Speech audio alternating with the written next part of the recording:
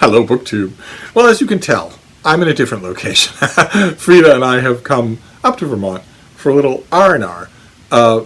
And naturally, when you go someplace new, the first thing you do is go book hunting. So that's exactly what I did. Thanks to Mark at Richardson Reads. I'll leave a link to his channel down below, but of course he's my host. You've seen that 4 times now. And when we visit, we go book hunting. It's just what you do when you've got books in your life. So I've got a stack of books that I found here in a couple of places today. I want to go through them with you. And we'll start with 2 classics of literature. The first one is The Trench by Steve Alton. Will you look at that cover? OMG. This is one of those slightly larger prestige-sized paperbacks. And I can't do it justice. Let me do that. Its appetite is ravenous. This is not referring to Frida. Its teeth, scalpel sharp. For the first time, the captive 22-ton megalodon shark has tasted human blood, and it wants more.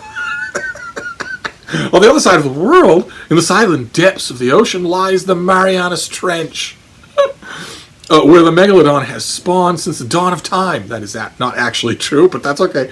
Paleobiologist Jonas Taylor, you remember him? Sinewy super hottie. Once dared to enter this perilous cavern. He alone faced a megalodon shark and cut its heart out. Now, as the body count rises and the horror of a monster shark attack grips the California coast, Jonas must begin the hunt again. He must return to the trench. So we have... I was overjoyed, of course, to find this. I love the prestige-sized paperbacks, and I don't have all of the Meg books. I should. They should all exist in uniform editions like this. I would buy that in a heartbeat as a box set, in a heartbeat. But in addition to this book, there was also this bookmark. Go ahead, shut me up. You'll be back. Truer words were never spoken. Now we have this. This is a classic of world literature. And we have the next book is also a classic of world literature in a lesser way. This is the Brothers Karamazov by Fyodor Dostoevsky. This is the great Constance Garnett translation, the sturdy, slightly dated Constance Garnett translation. It's a brand new Signet paperback. I just found it there, and I don't have the Constance Garnett Brothers Karamazov. I have 2 others, I think. Oxford and Penguin. I don't think either one of them is this one. So, and I love her as a translator. I'm sorry, I just do. She's just a favorite of mine. This next one is by an author that we just saw on my channel just recently. This is Mitchell Zukov, and this is 13 Hours. This is his book about Benghazi. What actually happened at Benghazi, moment by moment, personality by personality. And I was overjoyed when I saw it because I went looking for it just yesterday at Hyde Cottage because his new book, the book of his that's coming out later this month, Fall and Rise, is a gigantic history of 9/11. And I remember reading 13 Hours and really liking it. I even liked the somewhat cheesy movie in which the Office star John Krasinski actually padded on muscle. This was kind of weird. It takes you a minute. It takes you out of the story for a minute. You're saying, what? Jim. I remember really liking this, so I was hoping that I would run across it to sort of read it and get the Mitch Zukov scent back before I dive into Fall and Rise. So, and there it was, perfect timing of a bookish day. Then we'll do some fantasy, some high fantasy. The first one is something you've seen on this channel and many others on BookTube, Gardens of the Moon by Steve Erickson. This is just classic, multi-volume, gigantic, epic fantasy that hauls in everything but the kitchen sink, and that does so right from the first book. This is one of those books, like for instance, Brandon Sanderson's ongoing series, any of his ongoing series, and a whole bunch of other people. It's all over the fantasy world where you read the first volume and you know you're reading the first volume of something that may go on for the rest of your natural life. It's a strange thing that these books are no longer conceived, pitched, or written with even the idea of an ending. And we'd never had that before, except in, like, for instance, murder mystery series, the old Toff murder mystery series, or Simenon, George Simenon, when he was doing the May Gray novels. There is no ending planned either, but the books aren't any different. There's no growth. There's no plot development. It's just, here's an episode, here's another episode, here's another episode. They're all basically identical. But to start a gigantic operatic fictional narrative, intentionally not knowing how it's going to end, would once upon a time, for the first, 400 years of publishing history, have been viewed as ineptitude on the author's part. It would be a reason why a publisher wouldn't buy your book, not why they would. It's Robert Jordan that changed that. Because he started the Wheel of Time book, with, no matter what his fans may say, he started the Wheel of Time series without any idea how it would end. And told everybody who would listen, he said it in interviews many times, I'm just going to keep writing these books until I die. And he proceeded to do exactly that. There was, no matter what fans say, he never had any intention of getting things to that big classic battle. That was Brandon Sanderson and his publisher deciding to finish that series instead of just letting it go on forever. And the same thing is true here. These authors may say that they have a 10-book plan, but I don't believe it at all. But boy, oh boy, is this good. And every time I get a copy, and I had the ARC for this, I've had mass market paperbacks, I've had trade paperbacks, I've had other hardcovers. This says Tor, but I believe this is a book club edition. It's smaller than a normal hardcover.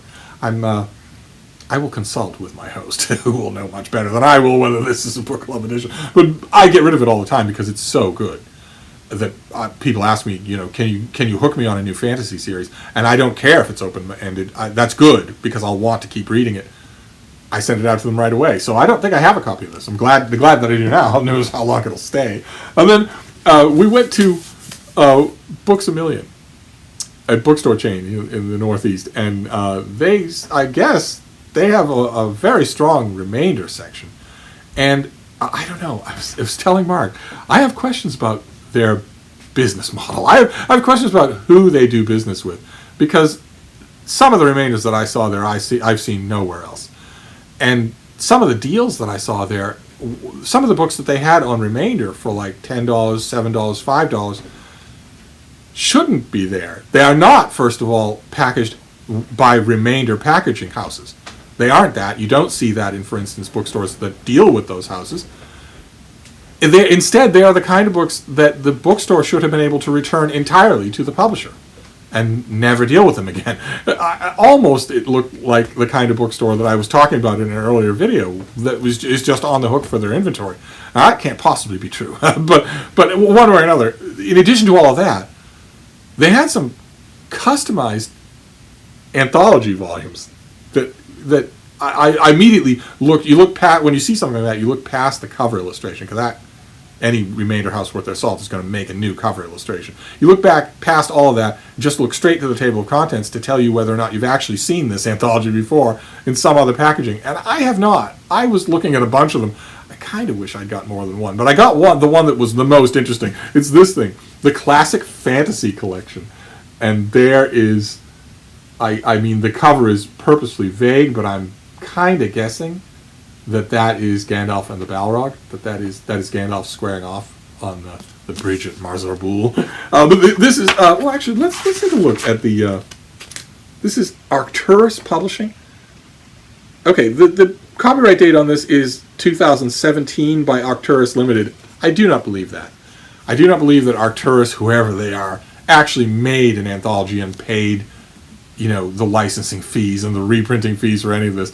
I don't believe that for a minute. I think Arcturus bought this previously existing anthology in 2017 and just slapped a new label on it and figured since it's all old stuff, no one will call them on it. I will have to check and see, not only with mine host, but also with other fantasy fans that I know, to see if the table of contents actually does ring a bell. I'd be willing to bet that this is at least 40 years old. Just going by the table of contents, because there's stuff in here that's never reprinted.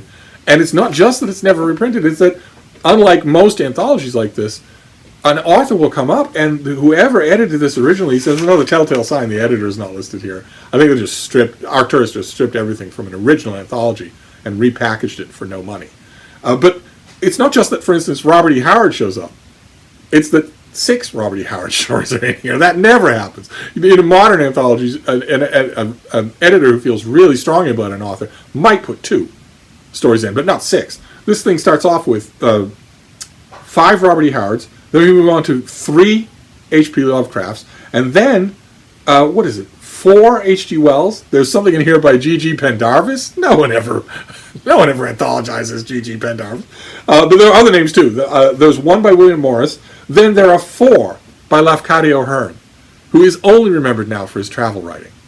No one remembers any fantasy that he wrote. Really good high fantasy, but nobody remembers that. And no editor today, since Gardner Dozois is dead and I'm not in the editing business, no one today is going to think, hey, you know what I want for this 2017 fantasy anthology I'm thinking of? I think we need not 1, not 2, not 3, but 4 Lafcadio Hearn stories. No, that's another indication. But it gets worse than that, or better than that. He's great. I think he's totally out of print, but he's worth finding. But there's a bunch in here. Let's see here. There's one from Arthur Machen. Here we go. This is the one that really got to me. Ernest Bramah, Bramah. Ernest Bramah has 1, 2, 3, 4, 5, 6, 7, 8, 9 stories in here. So in other words, this was put together by a real fan of an author that no one in 2019 has ever heard of. Literally no one. His fantasy is a little stodgy. He's very good with atmosphere. Oh boy. You don't read his stories alone in a semi-dark room unless you really want the hairs to stand up on the back of your neck. But no one remembers him, with the possible exception of the 2 people in this house right now. No one's going to remember him. And yet he's in here over and over and over again. That's incredible. That's actually what sold me on the book, is that there are all these names in here that you don't find in classic fantasy volumes. And besides, it's lovely. Look at that. It's just lovely. It even reproduces the key element of the artwork on the spine. So I'm going to read it over and over again, and that is wonderful. And then this next one is huge. It's gigantic. It's a novel. I've praised it on this channel many times before. I can't get enough of it, and right now I don't have a copy. Every time I get a copy, I give it away because people ask me, okay, I read A Suitable Boy, and I really loved it. Is there anything else? And I say, yeah, there's A Fine Balance by Rohini Mistry, and they say, oh yeah, I read that too. I want a really long, great Indian novel that isn't either one of those 2 things, and it's always this one, Sacred Games by Vikram Chandra, which is about, it's a gigantic book. It's a huge, sprawling story of really 2 worlds colliding. But the thing that gives it life, the thing that makes it just live, is the man representing each of those worlds. There are 2 men. It would be very reductionist to say that one represents evil and one represents good. They don't see it that way. You won't see it that way when you read the book, but they command the book. They are the north and south poles of the story, and the book is totally alive when they're involved, and they're always involved. It's just incredible. I love it, even though back a long time ago, publisher representatives used to come to bookstores to pitch their wares. It wasn't all electronic. They would come, and the store manager would gather into a room, not just the managers in the store, but also the people on the staff who were the book people. I never missed a meeting. I was always invited to those, and I knew a lot of the reps from my reviewing days. And when the rep came around to talk about this book, it was their number 1 thing of the season. They wanted to push it really hard, and they wanted to make the contact with booksellers, because how are you going to sell a 1,000-page novel like this? You're going to sell it with booksellers, knowledgeable booksellers, telling their customers, I know this looks really big, but it's really good. That's I don't know how the industry exists without that. The industry is currently existing without that. I don't know how they do it. Maybe BookTube is the replacement for that. But the rep, when he was talking about this, he held it up, and I was oohing and ahhing, and he was looking kind of hesitant. And I was saying, what are you doing? What do you mean? I love gigantic Indian novels. Why do you seem so hesitant? And he told me about an early scene in the novel in which a little fuzzy dog is hurled out of a high-rise window. And he was worried that was really going to bother me, that it was going to ruin the novel for me.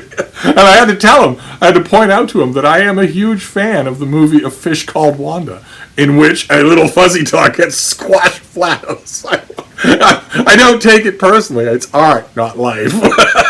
So when I saw this, I grabbed it, because I'm going to want to hold on to it for the 2 seconds before one of you requests it. And you might say, all right, well, this book is really big. And this book is even bigger. And you might think, okay, well, that was certainly the biggest book you got today, and you'd be wrong. You'd be wrong. Because the last book I got today, I'm going to need 2 hands.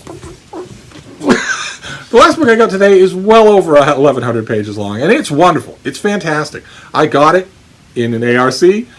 I read it. I reviewed it. I got the finished copy. I sent out the ARC. Then I sent out the finished copy. I never got a paperback. Never thought I'd see it again. Never seen it at the Rattle. It's this. Look at this thing. This is David Garrow, Rising Star. This is a gigantic book about the formative years of Barack Obama. School, community organizing, Congress, and it's absorbing. Just absorbing reading. It's really huge, but he is such a great storyteller. And the character and the time is so fascinating as well. A little bittersweet to read in 2019, but I was happy to see it, just sitting there on a remainder shelf. So that caps it off. We went from the trench to Barack Obama. So we're going to try and do a steep pyramid here, but a couple of these things are huge. We have The Rising Star.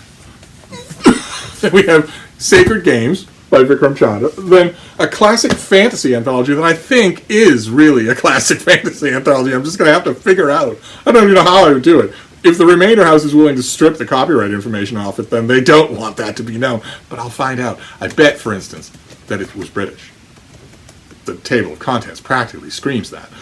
Then we've got Gardens of the Moon, Steve Erickson, one of the only books in this pile that I bet a lot of BookTube has read. Then 13 Hours, about Benghazi, the definitive account of what happened at Benghazi. Then The Brothers Karamazov, which is not about a giant prehistoric albino killer shark. And The Trench, which is about a giant prehistoric albino killer shark. So that, I hate to say, BookTube, was only day one.